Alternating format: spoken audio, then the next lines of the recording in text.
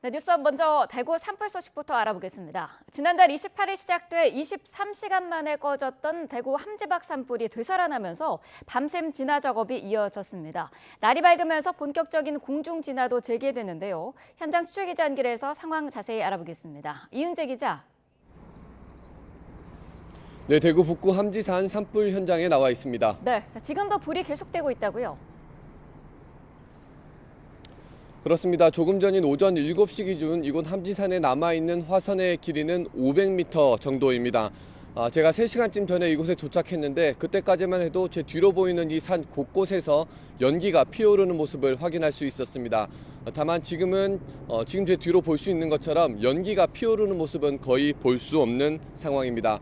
다만 능선과 골짜기 곳곳에 잔불이 남아있는 만큼 헬기 진화는 이어지고 있습니다.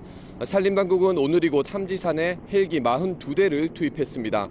밤사이에 산림당국과 소방 또 지자체가 진화인력 600명 정도와 장비를 동원해 야간 진화 작업을 벌였습니다.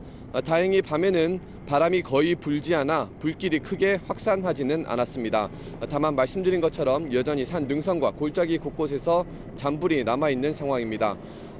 이곳 함지산의 불이 처음 시작된 건 지난 28일 오후 2시입니다. 이후 23시간에 걸친 진화 작업 끝에 주불이 진화됐지만 6시간 정도 만에 재발화했습니다. 특히 어제 오후에는 순간 초속 10m 안팎의 비교적 강한 바람이 불면서 불이 확산했습니다. 그러면서 대구 북구는 서변동 주민에게 대피 명령을 내렸고 주민 260명 정도가 가까운 학교에 대피했습니다. 대구교육청은 서변중학교와 성북초등학교 또 유치원 2곳이 오늘 하루 휴업한다고 전했습니다. 불이 확산하면서 산불 영향구역은 어젯밤보다 15헥타르 늘어난 310헥타르, 축구장 440개 규모로 집계됐습니다. 대구 북구와 산림당국은 다시 살아난 불씨가 오늘 중에 모두 잡고 잔불 정리까지 마친다는 계획입니다. 또 오후부터는 비 예보도 있어 잔불 정리에 도움이 될 수 있을 거로 보입니다. 다만 비가 내리기 전까지 재발화가 반복할 수 있는 만큼 주변 주민들은 안전에 각별한 유의를 기울이는 게 좋겠습니다. 지금까지 대구 북구 함지산 산불 현장에서 YTN 이윤재입니다. 대법원이 오늘 오후 더불어민주당 이재명 대선 후보의 선거법 사건 선고를 진행합니다. 대선 전국에도 큰 영향을 줄 수 있는 만큼 대법원이 어떤 판단을 내릴지 관심이 주목되는데요. 자세한 내용 취재기자 연결해서 알아보겠습니다. 이경국 기자. 네, 대법원에 나와 있습니다. 네, 이재명 후보에 대한 대법원 선고 오늘 오후 3시로 예정돼 있죠? 네, 맞습니다. 말씀하신 것처럼 오늘 오후 3시 대법원 대법정에서 민주당 이재명 대선 후보의 선거법 사건에 대한 선고가 진행됩니다. 2심 선고가 나온 지 36일 만이고요. 사건이 대법원 전원합의체에 회부된 지 9일 만에 상고심 결과가 나오는 겁니다. 이 후보는 지난 2021년 대선 후보 신분으로 방송에 나와서 고 김문기 성남도시개발공사 1처장을 모른다고 말하고 국정감사에서 성남시 백현동 부지 용도 변경에 국토부 압박이 있었다고 말하는 등 허위 사실을 공표한 혐의로 재판에 넘겨졌습니다. 앞서 1심은 지난해 11월 징역 1년에 집행유예 2년, 당선 무효형을 선고했는데 2심은 판단을 뒤집어서 무죄를 선고했습니다. 결국 대법원이 이재명 후보의 과거 발언들을 어떻게 평가했을지가 관건이 될 것으로 보입니다. 네, 오늘 선고는 어떤 순서로 진행될까요? 네, 일단 피고인 출석 의무가 없기 때문에 오늘 이재명 후보는 법정에 나오지 않고요. 변호인들만 출석을 합니다. 다만 대법원 전원합의체 선고 전 과정이 TV 등을 통해 생중계됩니다. YTN도 오후 3시부터 선고를 실시간으로 전해드릴 예정입니다. 오늘 선고는 재판장인 조희대 대법원장의 발언으로 시작이 됩니다. 기본적인 사실관계와 1, 2심 판결을 설명한 뒤에 사건의 쟁점 그리고 이에 대한 다수 의견의 요지를 판시할 것으로 전망이 됩니다. 이어서 반대나 별개 보충 의견이 있다면 뒤이어서 이에 대한 설명이 진행되고 마지막 조 대법원장이 주문을 선고하면 선고는 마무리됩니다. 네, 그렇다면 오늘 대법원 전원합의체가 내릴 수 있는 결론들은 어떤 것들이 있습니까? 네, 크게 보면 3가지 정도입니다. 먼저 대법원 전원합의체가 2심 선고에 문제가 없다고 판단할 경우에는 검찰의 상고를 기각해서 무죄를 확정할 수 있습니다. 다음은 파기환송입니다. 2심 판결에 법리 오해 등의 문제가 있다고 봐서 판결을 깨고 유죄 취지로 사건을 서울고등법원으로 다시 돌려보낸 겁니다. 이 경우 파기환송 재판에 시일이 걸리는 만큼 이재명 후보 대선 레이스 자체에는 지장이 없겠지만 이 후보의 사법 리스크를 둘러싼 정치 공방은 거세질 수밖에 없습니다. 마지막 가능성은 파기 재판입니다. 대법원이 2심 무죄 선고를 깨고 파기환송 재판 없이 직접 형까지 정해서 선고한다는 건데 가능성이 매우 작다는 게 현재 법조계의 시각입니다. 이와 함께 대법원이 오늘 이 대통령 당선 시에 형사재판을 이어갈 수 있는지, 그러니까 헌법 84조에 규정된 이 대통령의 불소추 특권에 대해서 판단을 내놓을지도 또 하나의 관심 포인트입니다. 선거를 앞두고 대법원 주변의 긴장감도 높아질 것 같은데 어떻습니까?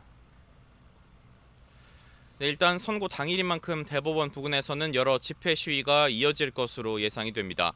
이에 따라 경찰은 서초동 일대에 기동대 74개 부대 4,800여 명을 투입한다는 계획입니다. 이 가운데 13개 부대 850여 명은 대법원 주변에 집중적으로 배치가 됩니다. 대법원도 자체적으로 보안을 강화하는 모습이 확인이 됩니다. 조금 뒤인 오전 9시 반부터는 언론 보도 차량을 포함해서 모든 차량의 대법원 출입을 금지할 예정이고요. 이 같은 출입 통제 조치는 이재명 후보 사건 선고가 끝날 때까지 계속 이어질 것으로 예상이 됩니다. 지금까지 대법원에서 전해드렸습니다. 네, 전해드린 대로 오늘 대법원의 판결은 이번 조기 대선의 결정적 변수 가운데 하나입니다. 특히 파기 재판, 유죄 취지로 대법원이 스스로 판결을 내릴 경우 이 후보의 출마가 어려워질 수도 있다는 관측이 나오는데요. 실현 가능성은 얼마나 될까요? 우종훈 기자가 살펴봤습니다. 선고를 앞둔 이재명 민주당 대선 후보의 공직선거법 위반 대법원 판결은 이번 조기 대선의 최대 변수 중 하나입니다. 만약 대법원이 항소심을 깨고 유무죄를 직접 판결하는 파기 재판을 통해 당선 무효형을 확정할 경우 이 후보의 출마 자체가 어려워질 수도 있기 때문입니다. 가능성이 없는 건 아니지만 실제 대법원이 파기 재판한 경우는 극소수에 불과해 확률은 높지 않다는 전망이 우세합니다. 사법연감 통계를 보면 지난 2023년 대법원이 심리한 형사사건 2만 400여 건 가운데 원심을 파기한 사례는 279건입니다. 대부분은 사건을 항소심 법원에 돌려보내는 파기 환송 결정이었고 파기 재판은 15건에 불과했습니다. 이 같은 전례와 상관없이 사건 자체가 재판, 그러니까 직접 판결할 수 없는 성격이라는 분석도 나옵니다. 형사소송법상 파기 재판은 소송 기록과 1, 2심 법원이 조사한 증거에 의해 판결하기 충분할 때 가능하다고 규정합니다. 결국 하급심에서 사실관계를 동일하게 봐야 하는데 이 후보의 선거법 사건처럼 1, 2심에서 사실관계를 다르게 해석한 경우에는 파기 재판에 해당하지 않는다는 겁니다.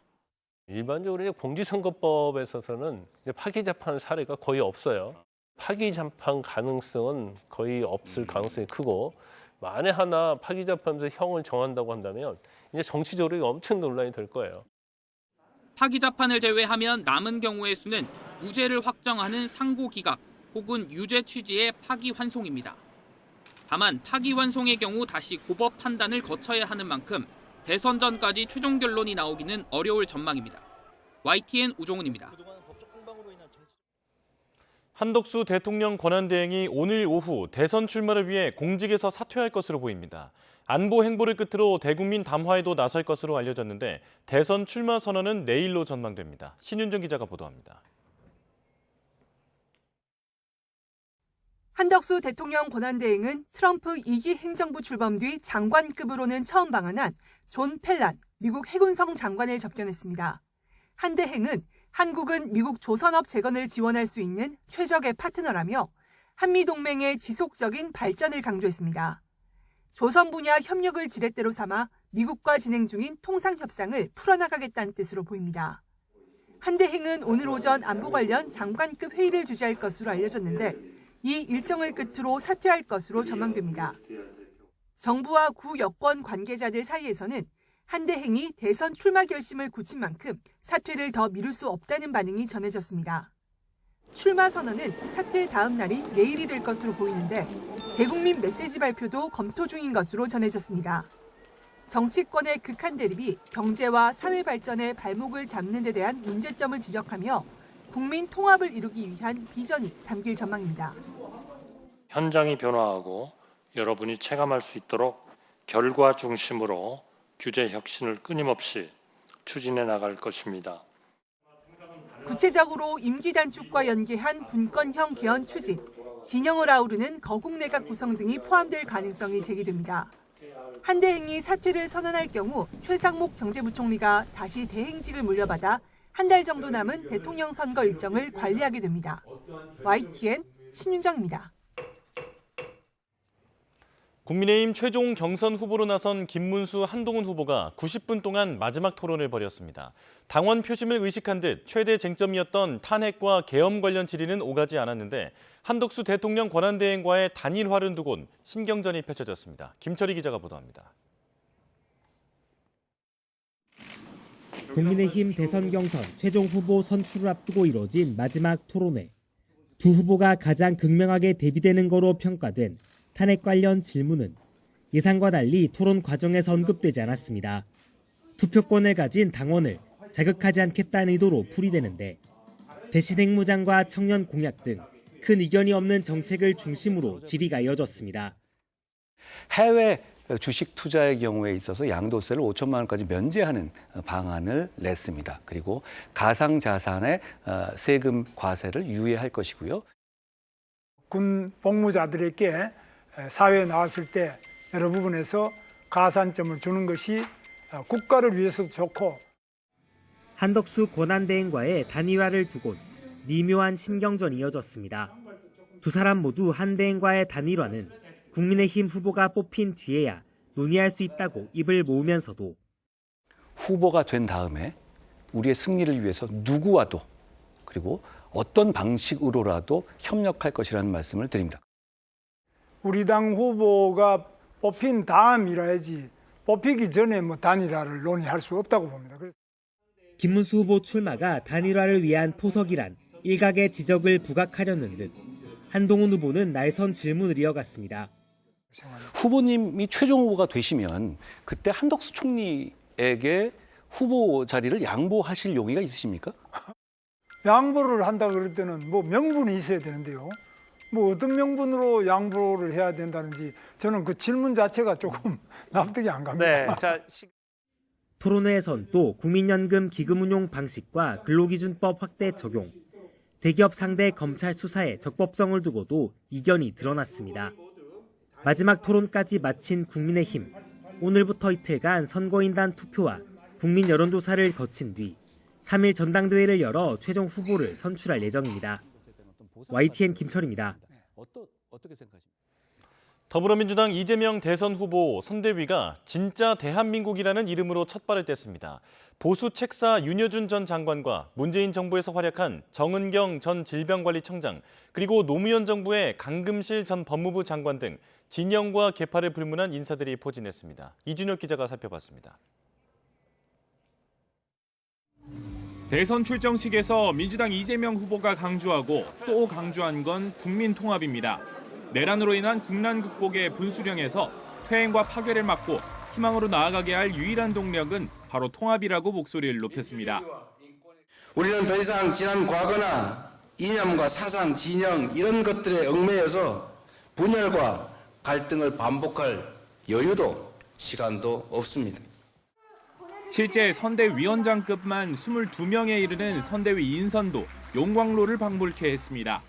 당대표 직무대행인 박찬대 원내대표와 김영삼 정부에 몸담은 보수 원로 윤여준 전 장관이 상임 총괄선대위원장으로 투톱을 맡았고, 노무현 정부 인사인 강금실 전 법무부 장관, 문재인 정부 코로나19 사령탑 정은경 질병관리청장과 함께 대권 잠룡으로 꼽힌 김부겸 전 총리와 김경수 전 경남지사, 노동계의 김동명 한국노총 위원장까지 다양한 인사가 총괄선대위원장단에 이름을 올렸습니다. 팬데믹은 극복을 했지만 폭정과 내란으로 우리 일상이 다시 무너졌습니다. 저는 정치인이 아니지만 굉장히 무거운 마음으로 선대위에 참여하기로 했습니다. 특히 선대위엔 경북에서 3선을 지낸 권오울 전 의원과 이인기 전 의원, 이명박 정부 법제처장을 지낸 이석연 전 처장 등 보수 인사도 대거 합류했습니다.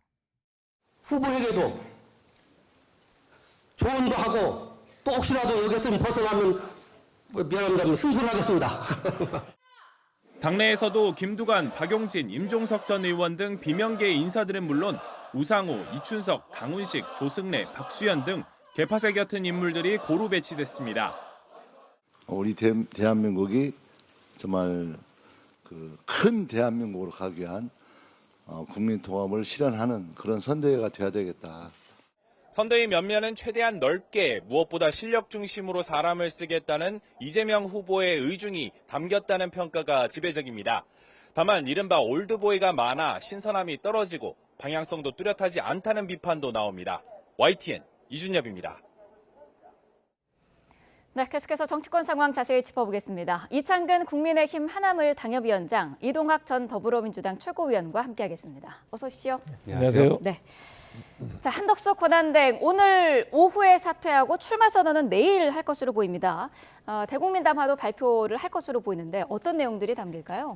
무엇보다도 본인이 이제 진단하는 대한민국의 국격이나 현재 상황을 진단할 것 같고요. 네. 그리고 한덕수 권한대행은 세간에 이제 꼬리표가 붙어 있는 윤석열 전 대통령의 아바타라는 그러한 꼬리표를 떼야 되지 않겠습니까? 네. 그래서 본인이 윤석열 전 대통령과도 다르다. 그리고 이재명 민주당 후보와도 다르다. 그러한 차별성을 분명히 보여야 할 것 같습니다. 그러한 내용들이 담길 것 같고요. 그래서 본인이 할 수 있는 거는 현재 대한민국을 진단했을 때 결국 안정과 통합을 가야 되는데 네. 거기에서 명분을 찾을 것 같고 그렇다면 본인이 할 수 있는 것은 임기 5년이 아니라 아마 과도기적인 정부로서 대한민국의 안정을 도모하는 그러한 본인이 임기가 1년이 됐든 네. 3년이 됐든 그게 중요하지 않다.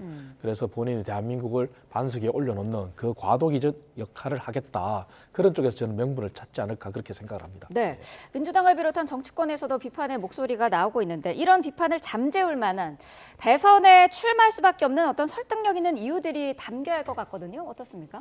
저는 쉽지 않을 거라고 봅니다. 이번 담화가요. 저는 윤석열 대통령이 내놓았던 담화의 시즌2가 될 것이다. 이렇게 보는데요. 성격은 크게 두 가지가 아마 두드러질 겁니다. 첫 번째는 자화자찬입니다. 지금 경제가 폭망하고 그다음에 외교 관계도 굉장히 어지러워진 상태입니다. 네. 그런 상태에서 국민들은 정치에 희망을 갖기 어려운 상태까지 정치가 망가졌습니다. 사법의 정치와 정치의 사법화, 정적 죽이기 이런 것들이 계속됐기 때문에 이 부분에 대해서는 크게 할 말이 없을 거라고 저는 보는데요.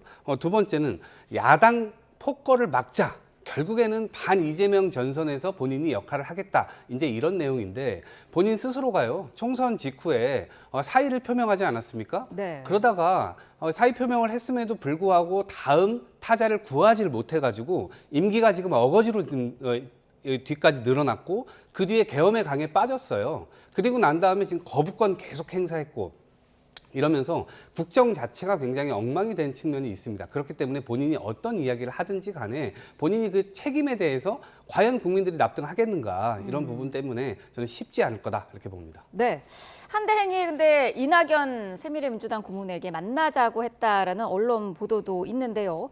반명 빅텐트 구성에 본격적으로 이미 시작을 했다 이렇게 볼 수 있을까요? 그렇습니다. 그렇게 봐야 되겠죠. 왜냐하면 한대행은 이제 본인이 출마하는 것은 일단 무소속이지 않습니까? 네. 무소속이라는 출마는 굉장히 힘듭니다.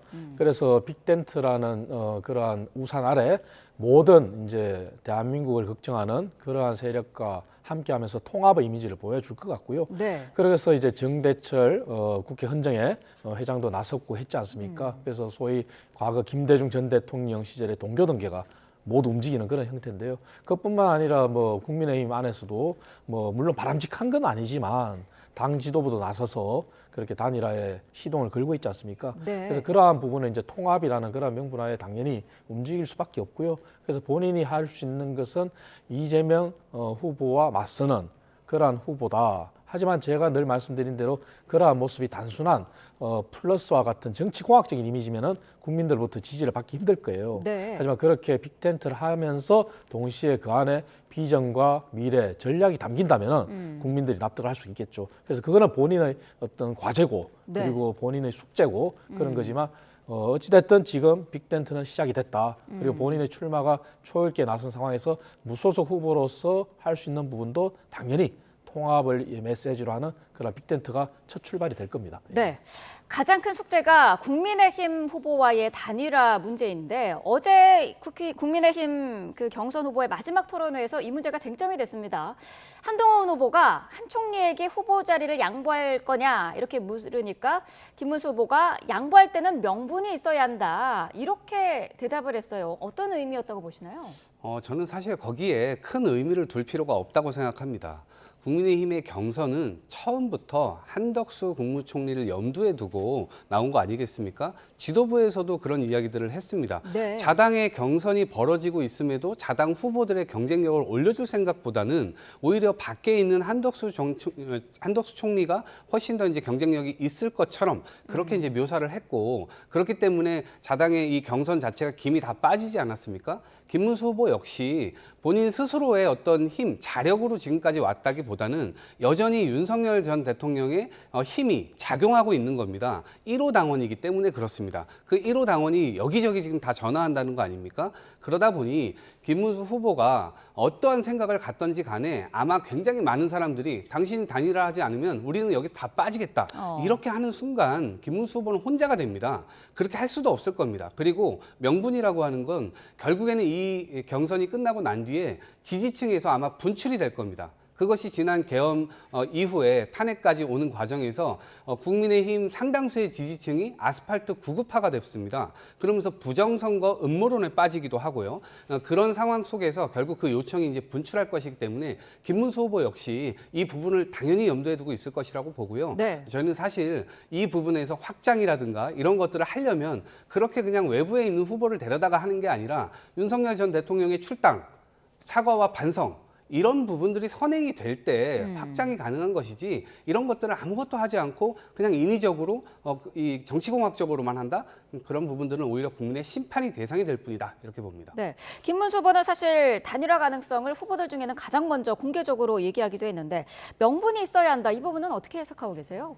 저는 이제 김문수 후보와 이제 김문수 후보 캠프에 참여하고 있는 친윤 의원들 간에 네. 동상이몽이 생길 수도 있다 이렇게 봐지는데요. 네. 왜냐하면 이제 우리 당의 경선이 시작되기도 전에 친윤 의원들은 이미 한덕수 권한대행에 대해서 추대 움직임을 보이고 연판장을 돌렸습니다. 그 과정에서 이제 오세훈 시장도 희생을 하면서 당이 변화해야 된다 그런 얘기를 했는데요. 하지만 결과론적으로는 이제 친윤 의원들의 뜻대로 이제 그렇게 갔죠. 가고 지금까지 이제 최종 경선에 두 사람이 남았는데 네. 하지만 이 과정 속에서 친윤 의원들의 뜻대로만 되진 않았어요. 왜냐하면 한동훈 후보가 약진을 했거든요. 그래서 최종 후보로 올라섰지 않습니까?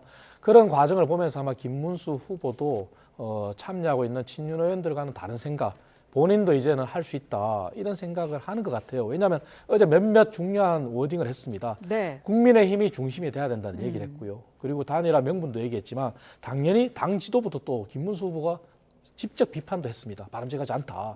당 지도부가 후보 단일화에 한덕수 권한대행을 끌어들이는 게 바람직하지 않다. 그런 얘기를 했거든요. 네. 그런 부분을 본다면 본인도 아마 욕심이 생겼다. 이렇게 봐줄 수 있고요. 그래서 아마 지금 현재는 동상이몽이 벌어질 수도 있다. 저는 이렇게 보고 있습니다. 네.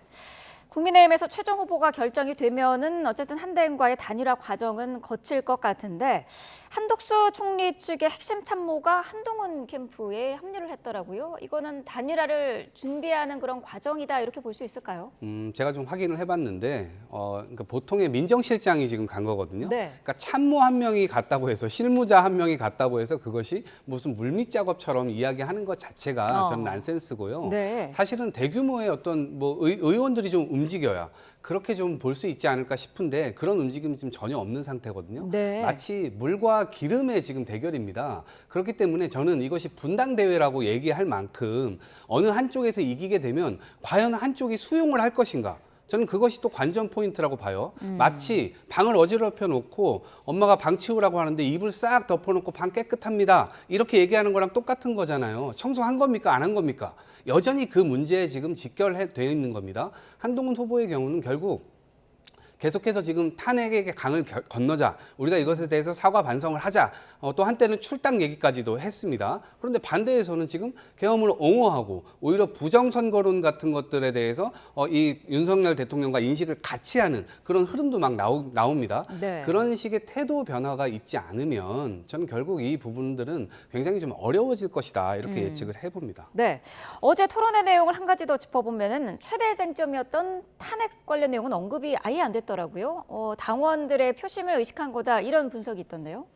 이미 맞수 토론을 통해서요, 이제 저희가 과거형에 집착하는 토론을 했지 않습니까? 그리고 그 과정에서 계엄과 탄핵에 대해서 상대의 생각을 다 읽었습니다. 네. 김문수 후보, 한동훈 후보도 맞수 토론을 했었고요. 그래서 더 이상 과거에 얽매일 필요는 없다, 저는 이렇게 판단한 것 같습니다. 네. 그리고 이제 4인에서 2인으로 추려지는 과정에서도 당심 50%, 민심 50%였고 최종 후보를 선정하는 과정도 당심 50%, 민심 50%입니다. 네. 물론 당심이 다양한 성을 가지고 있는 그러한 당심입니다. 그렇기 때문에 아까 말씀드린 대로 한동훈 후보가 최종 2인에 들었겠죠. 근데 만약에 당심이 친윤 의원들 뜻대로만 움직인다면 한동훈 후보가 들지 못했겠죠. 그렇기 때문에 지금 더 이상 그런 과거에 얽매이는 건 불필요하다, 이렇게 봤을 것 같고요. 네. 그래서 미래를 보여준다는 차원에서 이제 정책 토론 중심으로 갔는데 저는 바람직한 현상이라고 봅니다. 그래서 어저께 중요한 정책 토론 과정도 있었잖아요. 네. 뭐 가상자산과 관련해서도 언급이 있었고, 그리고 근로기준법 관련해서도 좀 진일보된 정책을 내놓은 김문수 후보에 대해서 한동훈 후보가 또 비판한 것도 있었고, 그래서 이러한 부분들이 국민들한테 이재명 후보와 차별성을 보이는 그러한 정책의 구체성을 보여주는 시작 단계다. 네. 그래서 아마 누가 후보가 되든 간에 최종 후보가 된다면은 앞으로 이러한 정책적인 모습, 비전을 보여준다면은 아마, 그리고 탄핵과 계엄에 대해서는 사과를 한 것처럼 앞으로 더 사과를 한다면은 국민들도 마음의 문을 열어주시지 않을까, 저는 그렇게 보고 있습니다. 네, 당내 분위기를 잠깐 짚어보면은 나경원 의원을 포함해서 현직 의원 10여 명이 김문수 후보 지지를 선언했더라고요. 탄핵 반대파끼리 지금 뭉치고 있는 거 아니냐, 이런 얘기도 나오고 있어요. 그렇게 볼 수가 있죠. 왜냐하면은 연판장을 돌려서 한덕수 권한대행을 추대한 의원들이 네. 사실은 우리 모두가 아는 것처럼 김문수 후보 캠프, 그다음에 홍준표 후보 캠프, 이렇게 양분돼서 이렇게 배치가 되는 듯한 그러한 현상을 보였잖아요. 네. 하지만 그게 사실은 부메랑으로 돌아왔다면 부메랑으로 돌아왔다고 볼 수가 있거든요. 4인에서 2인으로 압축되는 과정. 네. 물론 당심이 당협위원장이나 원내 의원들의 입김에 좌우가 될 수도 있다고 보지만, 하지만 그것은 이미 규모를 벗어났어요. 저도 당협위원장이지만 당원들을 원외위원장 또는 국회의원 한 사람이 이렇게 과거처럼 오더를 내린다고 해서 다 따르진 않아요. 그렇기 때문에 아마 홍준표 후보 쪽에 섰던 그런 원내외 당협위원장들이 모두 김문수 후보 지지선을 했다고 하지만 네. 이것이 과연 뜻대로 그렇게 될 거냐, 아니면은 오히려 부메랑으로 돌아올 거냐, 그건 알 수가 없습니다. 네. 알 수가 없고 그게 당원의 다양성 때문에 그렇습니다. 다만 2022년 대선의 결과처럼 향후 결과 어떻게 날지 모르겠지만 네. 민심에서 앞서는 후보가 있고 당심에서 앞서는 후보가 있을 수는 있어요. 하지만 그 합계가 최종 어떻게 나올지는 네. 그거는 두고 봐야 될 것 같습니다. 일단은 뭐 당심을 고려를 한 것 같은데 본선을 생각하면은 중도 확장성도 고민을 해야 되는 거 아니냐, 이런 지적이 있어요. 네, 고민을 하고 싶어도 고민을 하기가 어려울 겁니다. 여전히 윤석열 전 대통령의 손아귀에 국민의힘이 그대로 빠져 있는 그런 모양새고요. 이것은 이 국민의힘 경선을 지켜보면 한덕수로 시작해서 지금 한덕수로 끝나는 경선이거든요. 왜 그러냐면 이 한덕수 총리의 이야기를 하니까 오세훈 후보가 일단 경선에서 불참을 했잖아요. 그리고 홍준표 후보가 중간 이 상황에서 졌음에도 불구하고 정계 은퇴를 선언했는데 그거에 더 나아가서 탈당까지 선언했단 말이에요. 이미 설계도가 굉장히 후보들한테 모욕적으로 짜여진 판이었기 때문에 그렇습니다. 그 판을 설계를 결국 윤석열 대통령을 위시하는 이 세력들이 짜게 된 것이고, 그러한 부분들이 후보들한테 영향을 미치게 된 것이죠. 근데 그것이 그대로 다 국민들께 다 보여졌습니다. 투명하게. 그래서 국민들은 이 부분에 대해서 이 국민의힘이 국민의 바다로 나오는 게 아니라 계엄의 강에 빠졌고 탄핵의 바다로 나아가서 결국에는 짠물만 남는 그런 상황이 되는구나 라고 굉장히 위협적으로 생각을 하실 겁니다. 민주당 이재명 대선 후보는 선대위가 어제 공식적으로 출범을 했습니다. 용광로 선대위라고 불릴 만큼 다양한 이념과 계파가 섞여 있는데, 먼저 국민의힘에서는 어떻게 보고 있을까요? 겉만 보면은 용광로가 맞을 수 있죠. 왜냐하면은 보수 인사도 영입을 했고, 네. 그리고 중도도 영입을 했고, 그리고 노동계도 영입을 했고, 사실 노동계가 한국노총은 국민의힘의 입장에서나 민주당 입장에서나 언제나 대선 때가 되면은 영입 대상 1호였습니다. 하지만 이번에는 민주당 손을 또 들어줬죠. 네. 그래서 이런 걸 봤을 때는 용광로 선대위, 메머드급 선대위가 맞습니다. 하지만 제가 볼 때는 옥상옥이 되지 않느냐 이런 생각이 드는데요. 가장 중요한 부분이 정책입니다. 정책에 있어서 혼선이 올 것이다 이렇게 봐지는데요. 이재명 후보가 지난번 후보 수락 연설 때 성장이라는 단어를 5번을 썼어요. 물론 제일 작은 횟수를 언급했지만, 그리고 본인이 지금까지 보인 모습이 중도 보수를 지향하겠다 그런 얘기를 했지 않습니까? 네. 하지만 행태는 이제 한국노총 위원장 영입한 뒤에 다시 노랑봉투법을 다시 하겠다고 얘기를 해요. 하지만 노랑봉투법이 뭡니까? 지난 2017년 대선 때 문재인 정부가 출범할 때 민주노총의 청구서였잖아요. 하지만 문재인 정부 5년 내내 시행하지 않았었어요.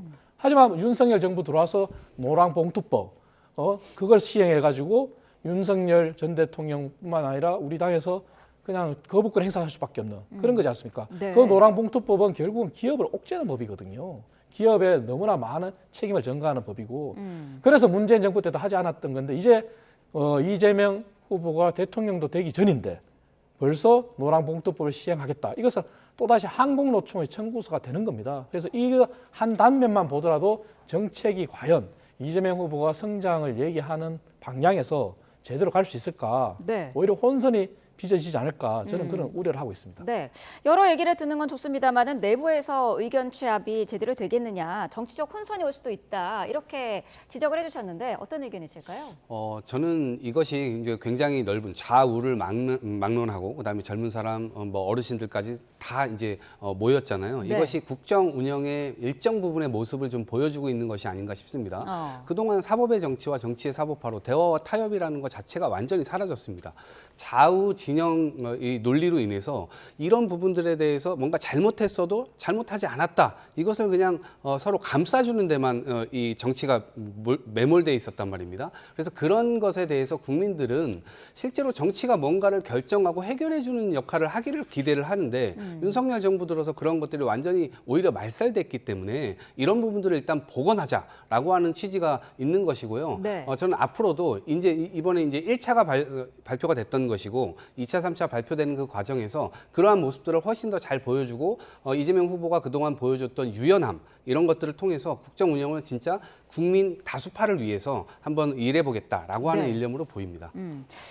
이재명 후보는 오늘 이제 선거법 사건의 최종 선고도 오후 3시로 이제 예정이 되어 있습니다. 대법원이 생중계도 허용을 했더라고요.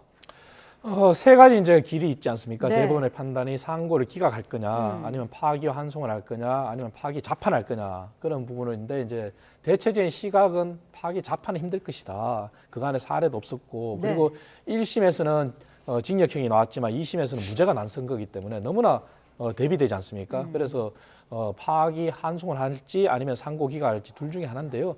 중요한 부분은 이거 같습니다. 지금 민주당은 벌써부터 대법원이 전원 심리를 할 때부터 압박을 했지 않습니까? 그리고 또 조희대 대법관을 또 고발까지 했고요. 그래서 이러한 부분은 사실 민주당이 그간에 보여준 행태에서 벗어나지 못하는 부분이거든요. 이재명 후보에 대한 불리한 판결한 판사에 대해서 탄핵을 언급하고 압박을 하고, 그리고 문재인 정부의 통계 조작에 대해서 감사를 발표한 감사원에 대해서 해체라는 언급도 하는 게 민주당이거든요. 그래서 오늘은 이제 얼마 남지 않았습니다. 대법원의 판결은 여야가 모두 함께 존중을 해야 된다고 저는 생각하고요. 네. 그래서 민주당이 더 이상 압박을 할 필요도 없고 압박을 해서도 안 됩니다. 그리고 앞으로도 마찬가지입니다. 앞으로도 대법원이 파기환송과 상고 기각에 따라서 이재명 후보가 지금 재판을 받고 있는 그런 재판에 관해서도 이제 아마 가이드라인이 나올 수도 있습니다. 그 부분은 우리 헌법 84조에 대통령은 재임 중에 형사상의 소추를 받지 않는다. 이 부분을 소추가 과연 재판까지 포함하느냐 그런 데 대한 해석이거든요. 하지만 헌법의 문구만을 봤을 때는 재판이 포함되지 않는 거거든요. 그래서 오늘 대법원의 판결을 통해서 이러한 헌법에서 문구, 법조문상의 한계도 우리가 가이드라인을 받을 수 있으니까 어떤 판결이 나든 간에 민주당은 더 이상 대법원을 압박하고 그러한 행태를 지양해야 된다. 그리고 우리가 겸허하게 일단 대법원의 판결을 기다리고 존중을 해야 된다는 게 저희 생각입니다. 네. 자, 이런 대법원의 이례적인 속도에 진보 성향 단체죠. 촛불 행동이 조희대 대법원장을 고발을 했습니다. 대선 개입이라는 건데 여기에 대해서는 어떤 입장이신가요? 다른 한쪽에서는 뭐 무죄를 확신하고 있기도 하지만 네. 또 다른 한쪽에서는 당연히 이것이 이상한 쪽으로 또 결론이 나게 될 경우에 대선 개입이라고 의심할 수 있습니다. 그렇기 때문에 저는 저런 고발이나 이런 것들은 충분히 있을 수 있다고 보는 입장인데 네. 왜 그러냐면 대법에서 보통 소부라고 하는 대법관 4명이서 회의를 먼저 심리를 합니다. 네. 그리고 그런 것도 한 차례 합니다. 그런데 지금 전원 합의체 12명이 이 합의를 하는 그런 회의로 넘겨서 한 번 하는 것도 아니고 지금 2번입니다. 이것도 굉장히 이례적이에요. 그러다 보니까 당연히 그런 걱정이 일정 부분들에서는 들 수밖에 없다라고 생각을 하고요. 네.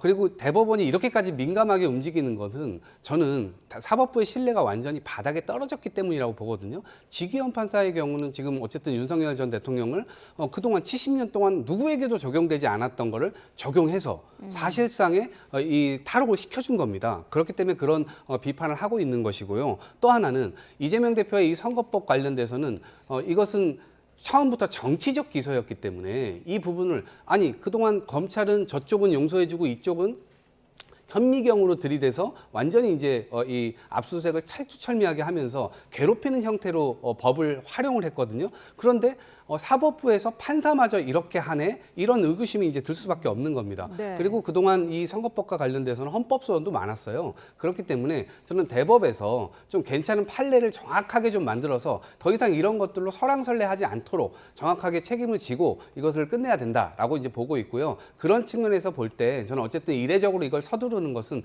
본인들의 사법 신뢰가 붕괴된 점을 다시 한번 이 회복하고자 하는 그런 노력. 그렇기 때문에 저는 이것이 무죄가 나올 것이라는 것을 확신하고 있습니다. 네. 자, 이재명 후보의 선거법 사건 최종 선고 오늘 오후 3시인데요. YTN이 생중계로 전해드리도록 하겠습니다. 두 분 말씀은 여기까지 듣도록 하겠습니다. 이창근 국민의힘 하나물 당협위원장, 이동학 전 더불어민주당 최고위원과 함께했습니다. 고맙습니다. 고맙습니다. 네, 검찰이 윤석열 전 대통령 사저를 처음으로 압수수색했습니다. 건진법사 전성배 씨 의혹과 관련해 김건희 여사의 휴대전화와 메모장 등을 확보한 것으로 확인됐습니다. 이현정 기자가 보도합니다. 서울 남부지검 가상자산범죄 합동수사부는 서울 서초동에 있는 윤 전 대통령 사저에 대해 처음으로 압수수색을 벌였습니다. 사저는 경호구역이지만 한남동 관저처럼 군사상 직무상 비밀을 요구하는 장소는 아니라 압수수색 불승인 사유에 해당하지 않는 것으로 알려졌습니다. 압수수색은 같은 건물 지하에 있는 코바나 컨텐츠 사무실은 물론 김 여사 수행비서 2명의 자택에서도 진행됐습니다. 검찰은 건진법사 전성배 씨의 청탁금지법 위반 사건과 관련해 압수수색 영장을 집행했다고 설명했습니다. 영장에 적시된 피의자는 전 씨와 전 통일교 고위 간부인 윤모 씨로 김 여사는 참고인 신부인 것으로 확인됐습니다. 압수수색을 통해 검찰은 김 여사의 휴대전화와 메모장 등을 확보한 것으로 파악됐습니다.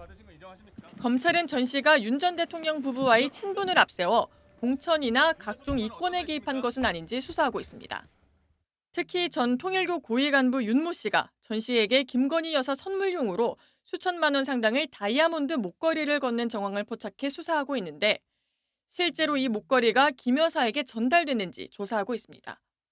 검찰은 윤 씨가 통일교의 캄보디아 사업과 관련해 정부의 공적개발 원조 사업 지원을 받으려고 전 씨를 통해 윤 전 대통령 부부 측에 청탁을 시도했는지 들여다보고 있습니다. 윤 씨는 지난 2022년 통일교 행사에서 윤 전 대통령과 1시간 정도 독대했다고 주장하기도 했습니다. 제가 3월 22일 날 대통령을 뵀습니다. 1시간 독대를 했습니다. 거기서 동의한 내용도 있고요. 그 금주에 만납니다. 정부 쪽 관계자를. 압수수색 결과 혐의점이 발견될 경우 윤 전 대통령 부부도 피의자로 전환될 수 있습니다. 이번 압수수색을 시작으로 건진법사 이권 개입 의혹과 관련해 윤 전 대통령 부부에 대한 수사도 본격화한 것으로 보입니다. YTN 이현정입니다. 윤석열 전 대통령과 김건희 여사가 수사선상에 오른 건 건진법사 의혹뿐만이 아닙니다. 검찰과 경찰, 공수처 등 모든 수사기관이 파면된 윤 전 대통령과 김건희 여사와 관련해 동시다발적으로 수사에 나섰습니다. 양동훈 기자입니다. 서울 남부지방검찰청은 건진법사 전성배 씨 의혹과 관련해 윤석열 전 대통령 사저를 압수수색하며 강제 수사의 포문을 열었습니다. 남부지검은 김건희 여사 연루 의혹이 제기된 삼부토건 주가 조작 사건도 배당받아 직접 수사 여부를 검토하고 있습니다. 증권선물위원회가 지난 2023년 5월에서 6월 우크라이나 재건 산업에 참여한 것처럼 투자자들을 속여 부당 이득을 취한 혐의로 관련자 10여 명을 고발한 데 따른 조치입니다. 다만 김 여사는 증선위의 고발 대상에서는 빠졌는데 검찰에서 수사가 확대될 가능성도 거론됩니다. 서울고검은 불기소 처분했던 김 여사의 도이치모터스 주가 조작 연루 혐의에 대해 최근 재기 수사에 돌입했고 서울중앙지검과 서울고검에서 연이어 불기소 처분한 디올백 사건과 관련해서는 고발인 측이 다음 주 재항고와 재고발을 예고했습니다. 경찰은 윤 전 대통령의 공직선거법 위반 혐의와 관련해 수사하고 있습니다.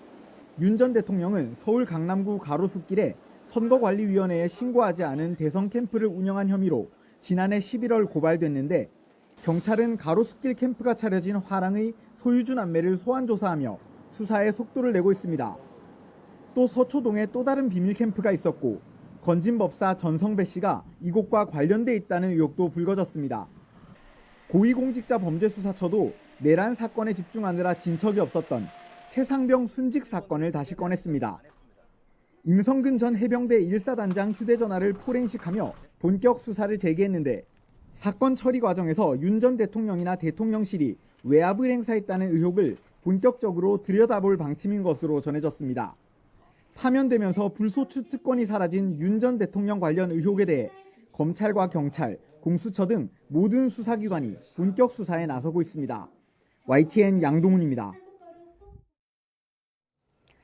네, 검찰이 정치브로커 명태균 씨를 이틀 연속 소환했습니다. 서울중앙지검 명태균 의혹 전담수사팀은 그제에 이어 어제 오전 명 씨를 참고인으로 불러 조사했습니다. 밤 10시 50분쯤 조사를 마치고 나온 명 씨는 취재진과 만나 주로 오세훈 서울시장과 관련된 조사를 받았다며 관련 조사가 마무리된 것으로 안다고 말했습니다. 곽종근 전 육군 특수전사령관이 비상계엄 해제 이후 여인형 전 국군 방첩사령관으로부터 계엄 선포를 TV 방송을 보고 알았다고 하자는 요구를 받았다고 주장했습니다. 곽종근 전 사령관은 어제 군사법원에서 열린 여인형 전 사령관과 이진우 전 수도방위 사령관, 문상호 전 국군정보사령관 재판에 증인으로 출석해 검찰 측의 질문을 받은 뒤 여 전 사령관이 계엄 해제 직후 먼저 전화를 걸어왔다며 이같이 밝혔습니다. 이 자리에서 곽종근 전 사령관은 지난해 11월 9일 김용현 국방장관 공관 모임에서도 여인형 이진우 전 사령관이 국회와 선거관리위원회 등 병력이 출동할 구체적인 장소에 대한 언급도 있었고 여기에는 윤석열 전 대통령도 있었다고 밝혔습니다. 어제 국회에서 열린 SK텔레콤 사태 청문회에서는 SK텔레콤의 부실 대응과 통신사 이동 시 위약금 문제가 도마 위에 올랐습니다.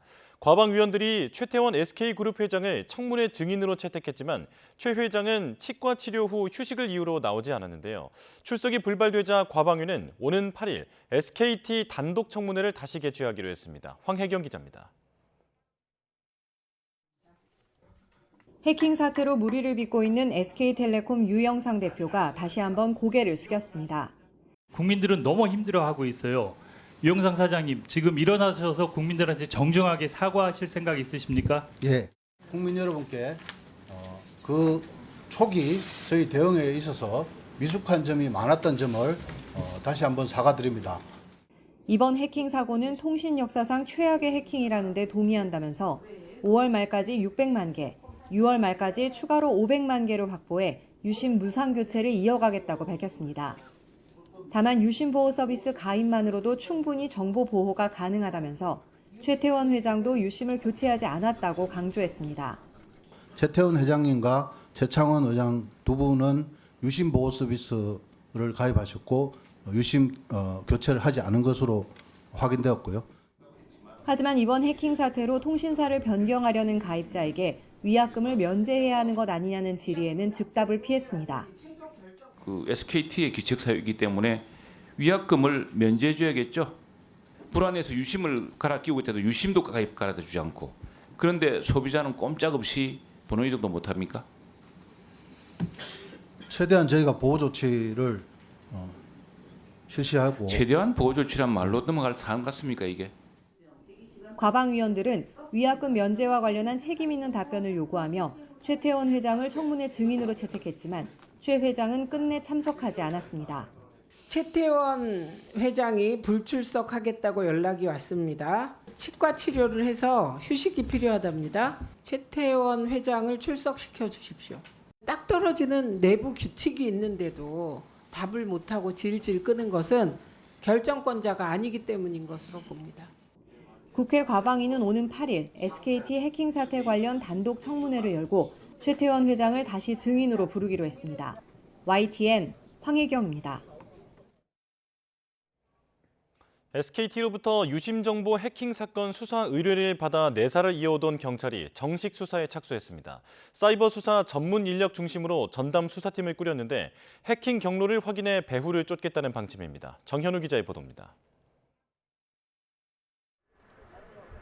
SK텔레콤 유심 정보 해킹 사건 이후 가입자들은 자신의 정보가 어디서 어떤 목적으로 쓰일지 알 수 없어 불안하기만 합니다. 지금 누구한테 어떻게 지금 팔려 나가는지 저도 지금 모르지만 답답하고 불안하고 그렇습니다. 가입자 전화번호와 가입자 식별키 등 유심 복제에 활용될 수 있는 정보가 유출된 것으로 파악된 가운데 SKT는 지난 22일 경찰에 수사를 의뢰했습니다. 이에 따라 입건 조사, 내사를 이어온 경찰은 기본적인 사실관계를 파악하고 정식 수사에 착수했습니다. 사이버 수사 전문 인력을 중심으로 22명 규모의 SKT 유심정보 유출 전담 수사팀을 서울경찰청에 편성해 본격적인 조사에 나섰습니다. 경찰은 악성 코드가 침입한 서버 등 자료를 분석해 해킹 배후를 추적할 방침입니다. 다만 서버 침투에 사용된 것으로 파악된 악성 코드가 은닉성이 높은 BPF 도어 계열로 해커의 통신 내역을 탐지하기가 쉽지 않은 것으로 알려져 있습니다. 하지만 경찰은 과학기술정보통신부가 꾸린 민관합동조사단과도 자료를 공유하며 조사에 속도를 내겠다는 계획입니다. 또 해외 공격 가능성도 고려해 FBI 등 다른 나라 수사기관과의 공조체계도 가동한다는 방침입니다. YTN 정현우입니다. 해킹을 당한 SK텔레콤이 유심 무료 교체 온라인 예약을 받고 있지만 여전히 영업점을 방문하는 어르신들이 많습니다. 어르신에겐 온라인 예약 절차도 어려워 도움이 필요한 경우가 많은데 고령자의 정보 소외 문제가 여실히 드러나고 있습니다. 오동건 기자가 보도합니다. 유심 교체를 위해 매장을 찾은 어르신들, 재고가 바닥났다는 소식에 답답하기만 합니다. 돈 주고 살 수 없다고 그러더라고요. 그래서 그냥 제가 나왔어요. 그리고 제가 자세한 건 모르기 때문에 일단은 우리 애들하고 한번 상의해 보려고요. 불안감 때문에 통신사를 바꾸려 해도 절차가 또 복잡해 뭐가 유리한지 따져보기도 어렵습니다.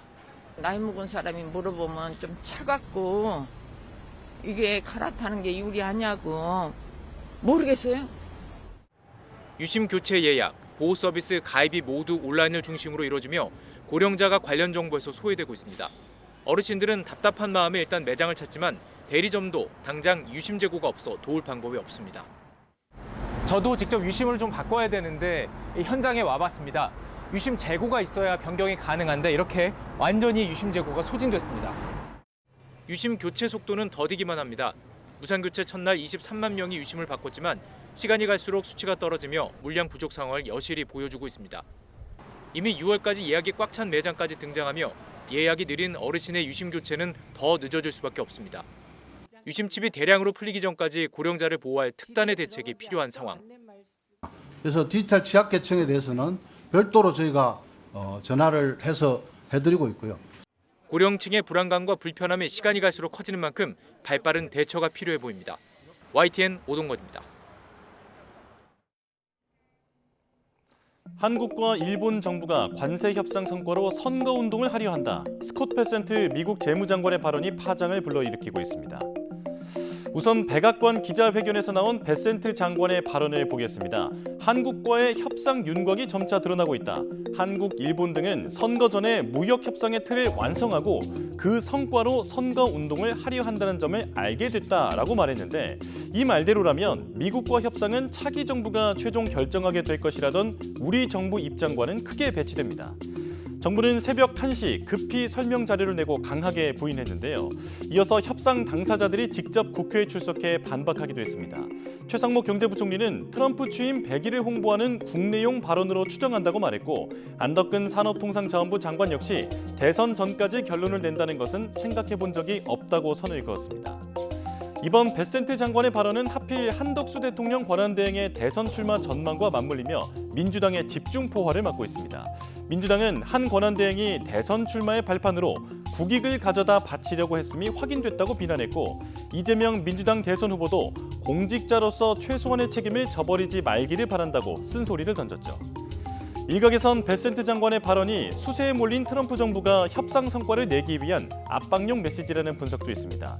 실제로 일본도 우리와 비슷한 상황에 처했는데, 지난 25일 트럼프 대통령이 일본과 관세 합의에 매우 근접했다고 말하자 일본 정부는 국민에게 관세 효과를 호소하려는 것 같다는 반응을 보였죠. 대선을 겨냥한 것인지 미국의 압박인지 진실이 무엇이든 국내 정치 상황과 맞물리면서 파장은 더 커질 분위기입니다. 협상 국가의 상황을 고려하지 않는 미국의 관세 홍보는 연일 이어지고 있습니다. 트럼프 대통령이 이번엔 삼성이 관세 때문에 미국에 대규모 투자를 할 거라고 말했습니다. 워싱턴 권중기 특파원입니다. 강요회의 시작부터 트럼프 대통령은 자신의 관세 정책 덕분에 미국 경제가 살아나고 있다고 주장했습니다. 막 들은 얘기라며 삼성을 예로 들었습니다. I just walked in, I heard Samsung is now, because of the tariffs, they're going to build massive facilities in the United States. If we didn't do the tariffs, they wouldn't be doing that. 러트닉 상무장관은 트럼프 대통령 말에 맞장구 쳤고, Technology companies have committed over $2.5 trillion to build in America based on your tariffs, right? 그리어 무역대표부 대표는 여러 나라와 관세 협상으로 눈코 뜰 새 없을 정도라고 말했습니다. We have lots of countries in this week. This is like a break for me to come. 트럼프 대통령은 중국이 145% 관세로 큰 어려움을 겪고 있다며 미국에 손을 내밀 수밖에 없을 거라고 전망했습니다. And they're turning around in the Pacific Ocean. They're doing a big U-turn and going back because they don't want the goods because 145% tariff. But at a certain point, I hope we're going to make a deal with China. We're talking to China. 일론 머스크는 모자 2개를 쓰고 강요회의에 등장했고, 트럼프는 머스크의 임무 완수가 머지 않았음을 시사했습니다. You know, they say I wear a lot of hats, and as you can see, it's true. Even my hat has a hat. You know, you're invited to stay as long as you want. At some point, I guess he wants to get back home to his cars. 삼성은 관세 피해를 줄이기 위해 글로벌 생산 거점을 조정할 수 있다고 밝혔지만 미국 내 신규 투자 계획은 확인되지 않고 있습니다. 워싱턴에서 YTN 권중규입니다. 정용진 신세계그룹 회장 초청으로 방한한 트럼프 행정부 실세 중의 실세, 트럼프 주니어를 만나기 위해 재계 인사들이 총출동했습니다. 때맞춰 방한한 미 해군성 장관은 우리나라 양대 조선소를 방문해 조선 협력을 논의했습니다. 이승은 기자입니다. 트럼프 주니어가 머문 신세계그룹 산하 서울 특급 호텔. 주위는 평소와 크게 다르지 않았지만 순찰하는 경찰의 모습에서 긴장감이 느껴집니다. 아침부터 트럼프 주니어를 만나기 위해 재계 총수들의 발걸음이 이어졌습니다. 한화그룹의 경우 김동관, 동원, 동선 3형제가 모두 출동했습니다. 방산이나 에너지 등 한화의 주력 사업군에 대한 협력 논의가 이뤄진 것으로 보입니다. 네이버도 이해진 의장이 1시간 정도 따로 만나 인공지능 협력 방안에 대한 대화를 나눴습니다. 신유열 롯데지주 미래성장실장, 이재현 CJ그룹 회장, 서정진 셀트리온 회장, GS에너지 허영수 사장 등 다양한 분야 기업 대표들이 트럼프 주니어를 만났습니다. 이번 방안은 트럼프 행정부와의 소통을 위한 가교 역할을 해달라는 재계의 요청에 따라 정용진 신세계그룹 회장이 평소 친밀한 관계인 트럼프 주니어를 초청하면서 이뤄졌습니다. 트럼프 주니어는 트럼프 1기 때는 러시아와의 내통 의혹, 이른바 러시아 스캔들에 얽혀 뒷전에 있었지만 2기에서는 전면에 나서 JD 벤스 부통령 발탁 등 인선까지 좌지우지하고 있습니다. 때맞춰 방한한 존 펠란 미 해군성 장관은 HD 현대중공업과 하나오션 조선소를 방문해 미국 함정 건조와 유지보수 정비 협력 방안을 논의했습니다. 펠란 장관은 앞서 일본을 방문해 조선소를 둘러보고 일본 언론과 만나 세계 조선업계 2위인 한국, 3위인 일본과 하나가 돼 미국의 부활을 목표로 할 것이라고 말했습니다. 본격적인 통상 협의를 앞둔 우리나라가 내실 있는 협력 관계를 이끌어낼 수 있을지 관심이 모입니다. YTN 이승은입니다. 한국수력원자력이 우리 돈 26조 2천억 원 규모의 체코 원자력발전소 건설 사업의 최종 사업자로 선정됐습니다. 대미 관세 등으로 위기에 놓인 우리 산업계에 오랜만에 들려온 희소식인데요. 오는 7일 체코 프라하에서 본 계약이 체결되면 바라카 원전에 이은 두 번째 한국형 원전 수출로 기록됩니다. 박기원 기자가 보도합니다. 체코 정부는 한국수력원자력을 두코바니 원전 5, 6호기의 최종 사업자로 결정했습니다. 지난해 7월 우선협상 대상자로 선정되고 9달 만입니다. 체코 정부가 투입하는 예산만 해도 우리 돈 26조 2천억 원에 달합니다.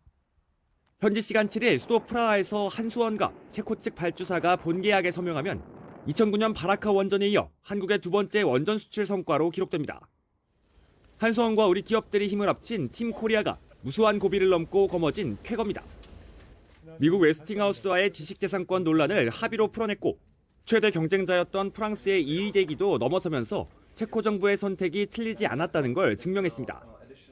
특히 한국의 이번 원전 수주는 세계 주요국들이 원전 건설 계획을 잇따라 발표하는 가운데 이뤄져 더욱 이목을 끌고 있습니다. 폭발적인 전력 수요 증대에 발맞춰 높은 수준의 원전을 적기에 공급할 수 있는 우리 기술력을 인정받은 셈이기 때문입니다.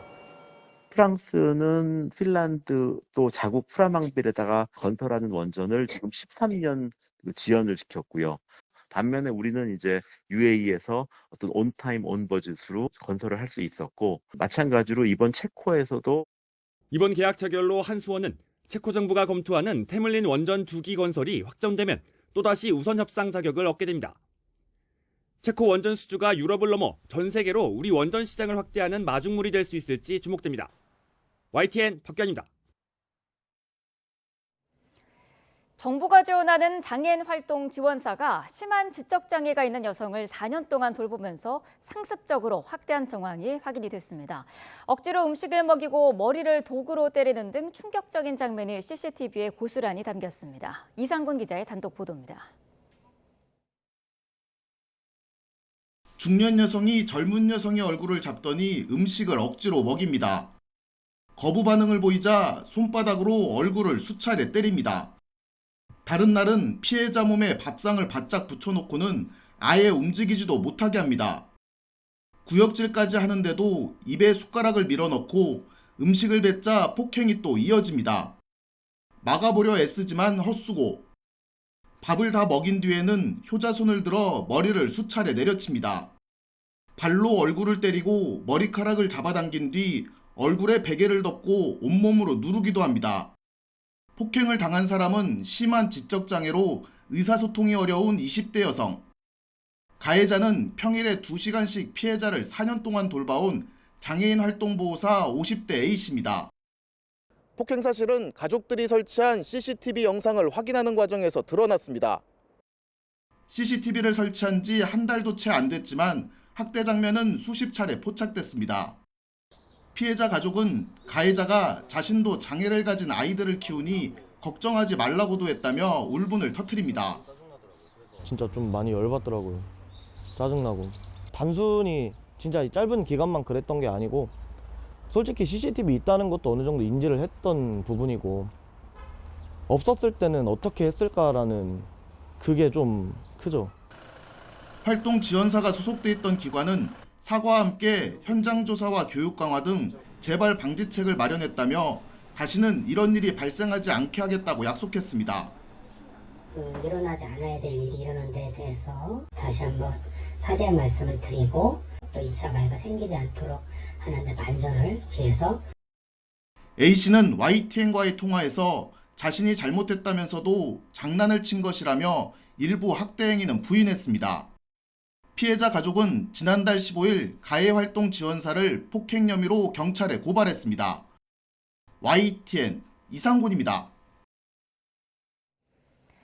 지난해 여름 서울 도심에서 역주행 사고로 사망자 9명을 포함해 10여 명의 사상자를 낸 혐의로 기소돼 1심에서 금고형을 선고받은 60대 운전자가 항소심에서도 급발진 사고를 주장했습니다. 서울중앙지법 형사항소부는 교통사고 처리 특례법을 위반한 혐의로 1심에서 금고 7년 6개월이 선고된 69살 차모 씨의 2심 재판을 열었습니다. 차 씨 측은 블랙박스 영상에서 피고인이 막가라고 2차례 외친 것을 모두 무시하고 급발진을 인정하지 않았다며 페달 5조작을 인정할 수 없다고 주장했습니다. 입법 청탁과 함께 2천만 원대 뇌물을 받은 혐의로 재판에 넘겨진 윤관석 전 의원이 1심에서 무죄를 받았습니다. 서울중앙지방법원은 어제 뇌물수수와 제3자 뇌물수수 혐의로 기소된 윤 전 의원에게 무죄를 선고했습니다. 재판부는 유죄로 인정될 소지가 없진 않지만 검사가 제출한 증거만으로는 국회의원 직무와 관련한 대가로 수수했다거나 청탁의 대가로 제공된 뇌물로 인식했다고 단정하긴 어렵다고 판단했습니다. 윤 전 의원은 욕실자재 제조업체 대표로부터 절수 설비 관련 법령 개정 등을 도와달라는 청탁을 받고 2,270만 원 상당의 금품과 향응을 수수한 혐의로 지난해 6월 재판에 넘겨졌습니다. 건조한 날씨 속에 재활용 업체와 고물상 등 전국 곳곳에서 화재가 발생했습니다. 인천에서는 길거리에서 모르는 사람이 준 초콜릿을 먹은 중학생이 어지러움을 호소해 병원으로 옮겨졌습니다. 사건 사고 표정호 기자가 보도합니다. 천막 아래로 붉은 불길이 타오르고 짙은 연기가 하늘을 가득 채웠습니다. 어제 오후 5시 50분쯤 경기 화성에 있는 플라스틱 재활용 업체에서 불이 나 4시간 만에 꺼졌습니다. 공장 관계자 4명이 대피해 다친 사람은 없었지만 불길이 인근 공장으로 번지면서 한때 관할 소방서 인력과 장비를 모두 동원하는 대응 1단계가 발령됐습니다. 소방은 천막을 용접하는 과정에서 불이 났다는 현장 관계자 진술을 참고해 화재 원인을 조사하고 있습니다. 흰색 타일과 고철들이 바닥에 널브러져 있고 탁한 연기가 피어오릅니다. 오후 4시 20분쯤 경기 오산시 갈곶동에 있는 고물상에서 불이 나 1시간 20여 분 만에 꺼졌습니다. 불씨를 발견한 직원 5명이 대피해 다친 사람은 없었지만 화재가 시작된 것으로 추정되는 파지 운반용 집게차가 완전히 탔습니다. 차량 앞부분이 형체를 알아볼 수 없을 정도로 그을렸고 타이어는 녹아내렸습니다. 오후 6시쯤엔 경기 가평군 서울 양양고속도로 천안터널 근처를 달리던 승용차에서 불이 났습니다. 운전자가 대피해 다친 사람은 없었습니다. 비슷한 시각 인천에선 모르는 사람이 준 초콜릿을 먹은 뒤 이상 증상을 보인 중학생이 병원으로 옮겨졌습니다. 어지러움과 졸음을 호소한 중학생은 인천 옥련동 길거리에서 선교 활동을 하던 사람으로부터 초콜릿을 받아먹은 것으로 파악됐습니다. 경찰은 CCTV를 분석해 초콜릿을 준 사람의 신원을 파악하고 국과수에 먹다 남은 초콜릿 성분 분석을 의뢰할 예정입니다. YTN 표정우입니다. 오늘의 대선 키워드는 이렇게 심자 앞에 빈칸을 만들어두고 여기 들어갈 말들로 뽑아봤는데요. 첫 번째 심은 유심입니다. 대선을 앞두고 공세 수위를 높이던 양당이 간만에 한 목소리를 냈는데요. 어제 국회 청문회에서 SKT의 유심 해킹 사태를 질타하며 조속한 대책을 촉구한 겁니다. 들어보시죠. 약관상의 유약금 약정 기간 1년 또는 2년이 돼 있습니다. 그래서 이것이 안 되면 유약금을 물어야 됩니다. 이 약관을 검토해서 번호 이동을 자유스럽게 할 용이 있습니까? SK텔레콤 사장님? 종합적으로 검토해서 언제까지요? 즉시 하십시오. 소비자를 보호하지도 않고 이 가입자에 대해서 신속하게 통지도 안 해주고 불안해서 유심을 갈아 끼우고 있다도 유심도 갈아다 주지 않고 그런데 소비자는 꼼짝없이 번호 이동도 못합니까? 두 번째 키워드는 안심과 홍심입니다. 국민의힘 막바지 경선에서 2차에서 탈락한 안철수, 홍준표 후보의 지지표를 가져오려는 경쟁이 치열한데요. 특히 YTN 취재 결과 2차 경선에서 박빙의 승부가 펼쳐졌던 것으로 확인된 만큼 홍심과 안심을 더 많이 끌어오는 후보가 승기를 잡을 거란 관측입니다. 홍준표 후보가 아직 할 일이 많고 또 일을 잘 하시는 분입니다. 그리고 우리 국민이 원하는 분이기 때문에 꼭 우리가 함께 뜻을 이뤄서 우리는 반드시 이겨야 될 사명감을 가지고 나왔거든요. 그 마음으로 싸우고 있고 그 점에 있어서 저는 홍 후보님하고는 적어도 그 결기가 같다. 세 번째 키워드는 결심입니다. 대선 출마설이 무성했던 한덕수 대통령 권한대행 마침내 출마할 결심을 굳힌 것 같습니다. 오늘 안보 관련 장관급 회의를 끝으로 사퇴할 것으로 전망되는데요. 출마 선언은 내일이 될 것으로 보이는데 범보수 빅텐트가 임박했다는 관측 속에 한 축으로 거론되는 개혁신당 이준석 대선 후보는 합류 의사가 없다고 선을 긋기도 했습니다. 오늘의 마지막 심 바로 상고심입니다. 오늘 오후 3시 이재명 더불어민주당 대선 후보의 상고심 공판이 열립니다. 이번 대선의 최대 변수로 떠오른 만큼 여야의 공방도 이어졌는데요. 들어보시죠. 자, 그럼 앞으로 어떤 거짓말을 해도 의견 표명이다 이렇게 해서 처벌이 어렵게 될 것인데요. 제대로 된 판결을 해주시기를 바라고 대법원에 만약에 유죄 판결이 난다고 한다면 이건 대법원이 뭔가 표적을 두고 일부러 유죄 판결을 준비해서 작출해낸 것이라고 오해를 받을 만한데 그런 일을 할 조직은 아닌 것 같다. 이 후보의 정치적 운명이 걸린 상고심, 정치권의 이목이 대법원으로 쏠리고 있습니다. 지금까지 오늘의 대선 키워드 살펴봤습니다. 네, 대법원이 오늘 오후 더불어민주당 이재명 대선 후보의 선거법 사건 선고를 진행합니다. 대선 전국에도 큰 영향을 줄 수 있는 만큼 대법원이 어떤 판단을 내릴지 관심이 주목되고 있습니다. 자세한 내용 취재기자실에서 알아보겠습니다. 이경국 기자.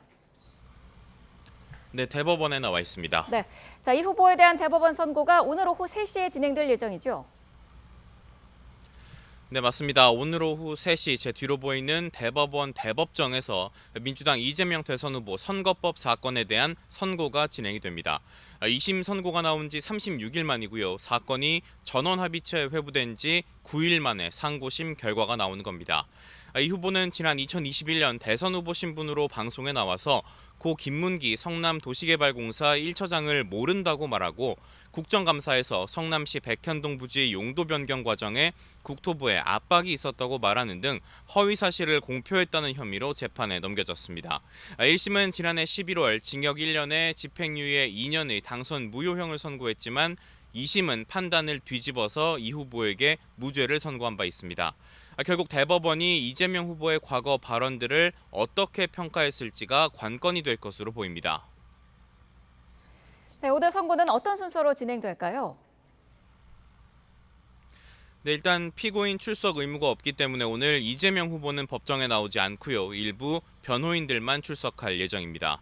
다만 대법원 전원합의체 선고 전체 과정이 TV 등을 통해 생중계되고 저희 YTN도 오후 3시부터 선고를 실시간으로 전해드릴 예정입니다. 오늘 선고는 재판장인 조희대 대법원장의 발언으로 시작이 됩니다.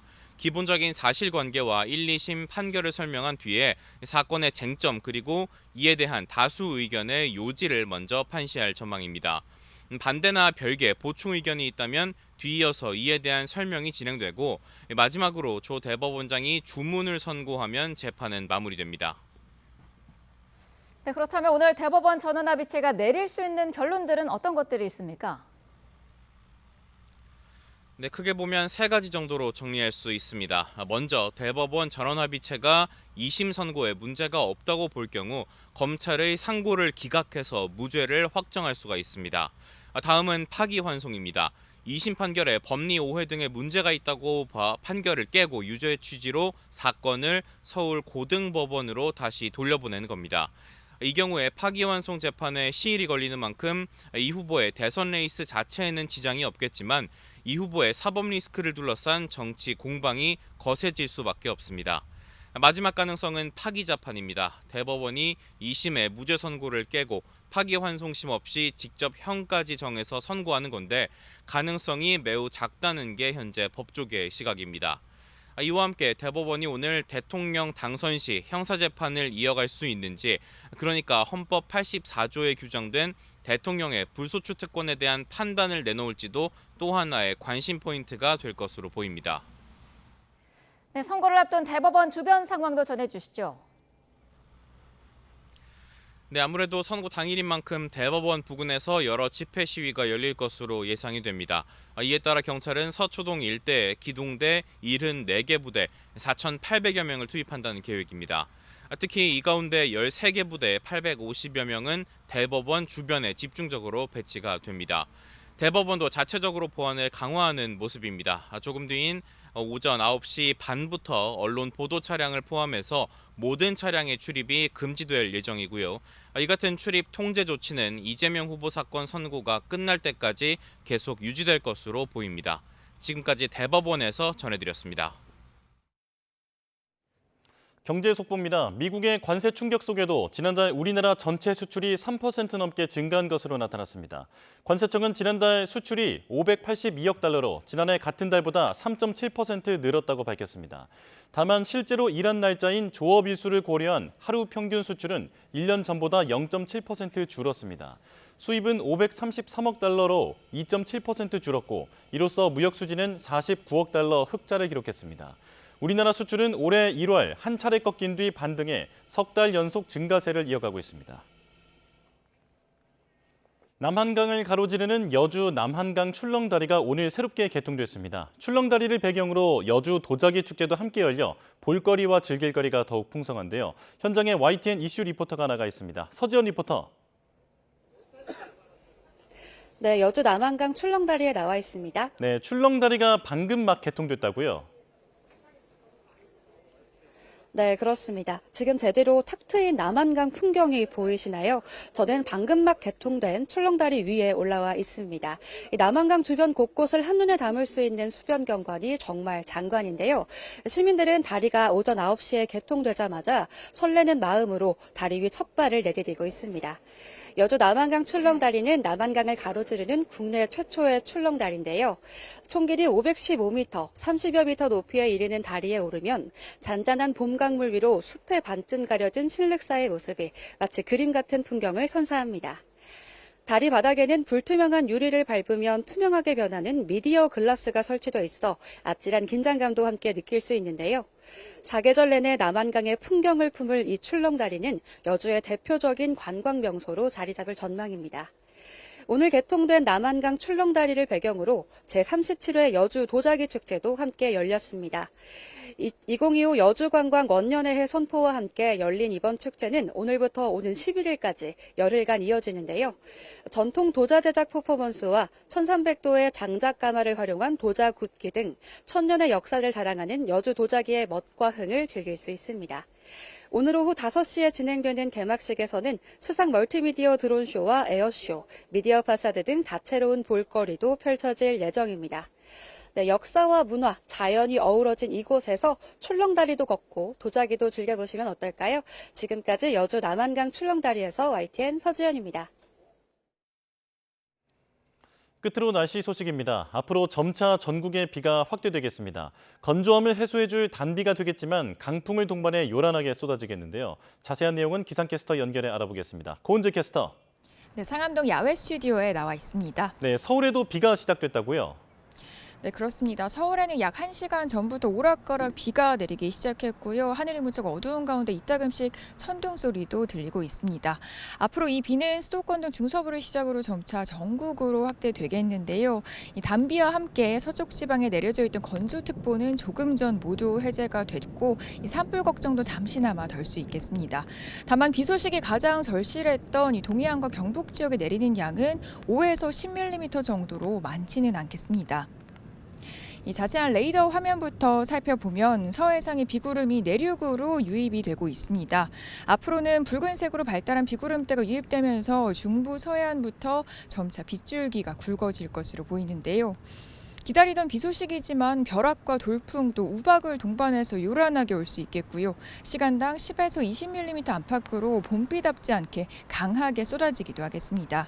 내리는 양은 제주 산간과 경기 북서부의 최고 60mm, 그 밖에 대부분 지역에는 10에서 50mm 정도가 되겠는데요.